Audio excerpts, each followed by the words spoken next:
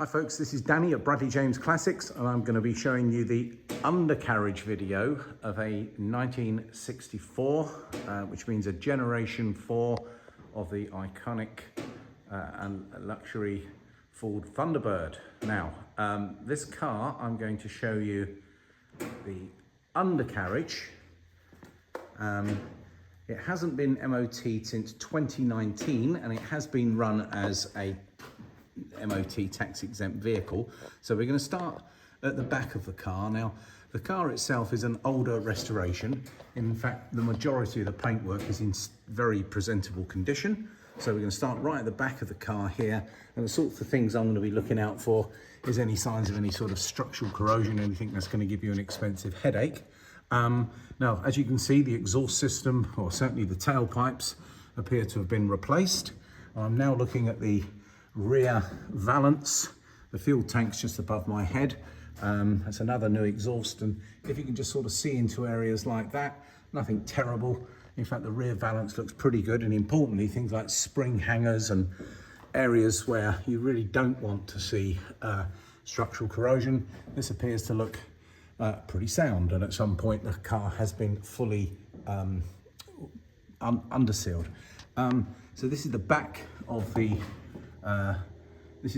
seals, and this is the beginning of the arches, and that all looks to be pretty reasonable there. I'm looking at a new shock absorber, and thankfully a pair of them. They look to be called Adjust a Gas, or Gas Adjust even. I was reading that backwards. There's another spring hanger, which looks to be in good order. And now I'm going to show you the sort of rear floor pans. And as I go down here, hopefully you're able to see, I've got a light shining here. A little bit scabby, but nothing serious. If I get close in there, I don't think that's going to cause too many serious issues for an MOT officer. Now, we've got sort of arch liners here, but that appears to be pretty good looking inside the arch. I can see that the car's had some, well, that looks like new bottom ball joints, certainly, possibly upper ones too. Discs are in good order. And in fact, I can see sort of lots of new bits here and there. So it looks like it's had some steering and suspension work. And just looking round the back of these roll bar links, etc., etc. Now I'm looking up under the radiator area, and that all appears to be quite solid. Admittedly, I'm looking at the back of a bumper. Underneath the engine bay, pretty dry on the sump, which is quite a good sign, and it looks like a fairly new Ford oil filter there, which is a good sign. I believe it has had recent oil and filter change. Now, I'm moving back towards the transmission, and that's under here. It's a 3-speed auto and a 6.4 V8 engine powers these. This is an area of probably where the car's been jacked up before. And I'm just running down these chassis rails now, and I'm looking at these floor pans. So this is an opportunity for you to see what I'm seeing underneath this car. It all appears to be pretty solid under here, to be fair. There doesn't seem to be anything which would give me any serious concerns. In fact, for a 1964 car, I can only make the assumption it's probably spent years somewhere, probably a lot less rusty than the UK. That appears to be a new steering box here, which all looks nice and shiny and new, if you can see that through the suspension. So yeah, I'm seeing new bits, I'm seeing a recent service, but importantly, what I did want to demonstrate to you, yeah, that's another lower ball joint here on this side. The car, well, in fact, if I look through there, you can see the blue of the engine. Hopefully that comes up okay. The car is very much an as-is car, MOT exempt. Last time it was MOT'd in the UK was 2019. Looking under here, I think it all looks quite honest. No one has appeared to have tried to tart it up so it looks any better than what it is.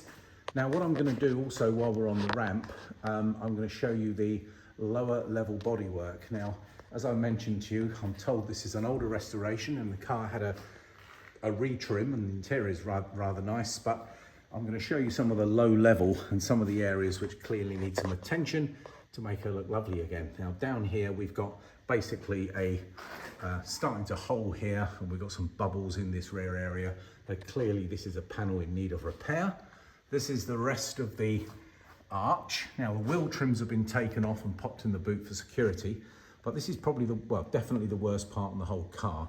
This is the area in front of the rear wheel, and you can see there's some corrosion has certainly set into that area, broken paint. It needs repairing. Occasionally you'll see cars like this which will be full of filler and someone's just painted it, probably from a swathe line downward to make it look lovely. Personally, I think this car deserves to be done properly, so be aware that that definitely is an area that would require attention. I'm now looking at the bottom of the doors, and even though I have got a bit of a bubble here, and I've got some bubbling that's occurred there on what is the driver's door, which is a near side here in the UK. We've got some paint off here. Bottom of that wing looks good, and actually that seal panel, or sometimes they call them rockers in America, these panels. Bottom of that wing looks good, and in fact the bottom of this entire front wing looks to be in pretty good order. Now this gives me an opportunity to look further into the engine area. The front of the car, as I'm here, let's have a walk around at the low level. Lots of chrome, by no means in awful condition. I'm sure that would shine up very nicely with some elbow grease. Let's just get the, so if it was a Florida car, that's a good sign, because they tend to last a bit better in Florida than they do in probably sort of up in the northern states, where they probably put salt on the roads like they do in the UK. It's pretty decent looking. That looks a little hold here, but it's quite minor, and that looks like an arch liner. But up inside, that looks pretty good. It looks like it's previously been undersealed and stuff. Now this side is much better. This is that offside, so an American car, it's a passenger side wing, all looks pretty good. And in fact, this door is pretty good, as is this sill panel. A little bit bubbly at the back here, which is obviously a common area for these Thunderbirds, but still nothing that couldn't be repaired. It deserves to have some metal pieced in there and a proper job done. And the arch looks to be pretty solid, and I'm just going down this sort of rear valance skirt at the back. It looks like it's got a bit of a scratch that's occurred, and on the bottom it's a little bit grisly, but by no means old and horrible. So that is a look around the car and underneath. And as I step back, let's just show it in all its glory on the ramp here. I've obviously trying to do my best to show you warts and all, because a lot of people do rely on my walk around videos to get an opinion of the car. But actually, when you look at a car, you tend to look from at a different angle. So often they can look quite lovely, but I think it's important to look at these classic cars as well as you possibly can. I'm going to bring the ramp down a little so you can see a little bit more of the car on the ramp, and that's it coming down now. And the wheel trims, as I say, they're all sat in the trunk of this car. There's a good set of matching period correct Thunderbird wheel trims. The main walk around video for this car will show the interior, and it will show a walk around video in a lot more detail. But to have a 8-9 minute undercarriage video is always quite a good thing. And now you're starting to get a little bit more of the idea of the shape of this wonderful car. I did mention to you in '64, for the 4th generation, the Thunderbirds did have a little bit more of a boxy demeanor compared to certainly the 50s ones. But there's some beautiful angles on this car. I'm reliably told that this is actually a Ford colour, even though it wouldn't look out of place on a modern car. It looks pretty super. Let's see if I can get her down at this sort of chest height and show you the front panel.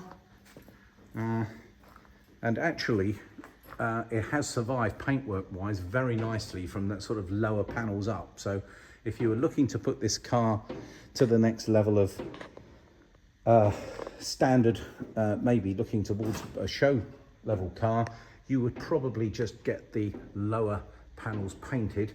But as I've got in the workshop at the moment on the ramp, I thought I'd give you the opportunity of just looking at a few more angles while I've got her inside.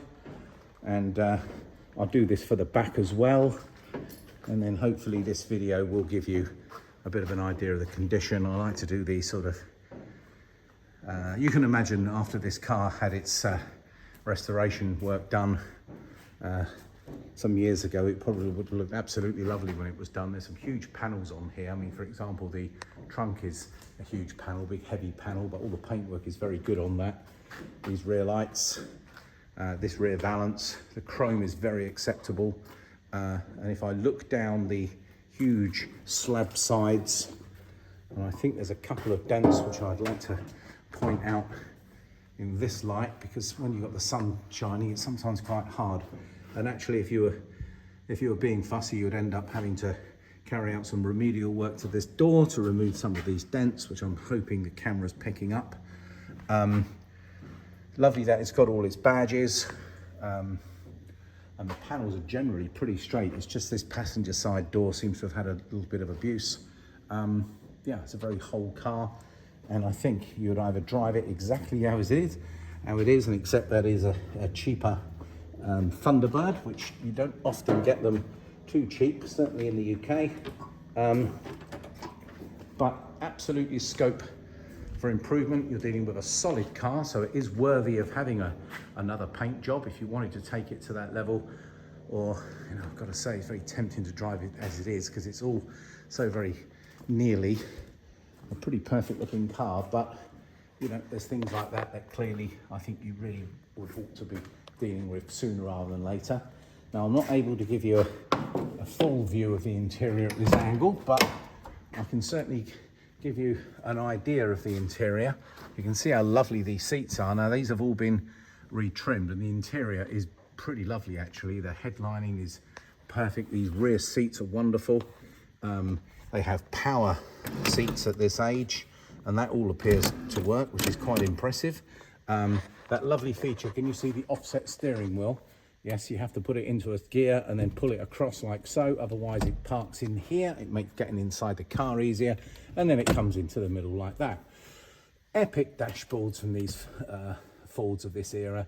Look at the chrome and the stereo and the dials, absolutely gorgeous. And in fact, the color scheme and the condition of this dashboard is actually pretty marvelous, as is things like this. The kick plates are good, the carpets are excellent.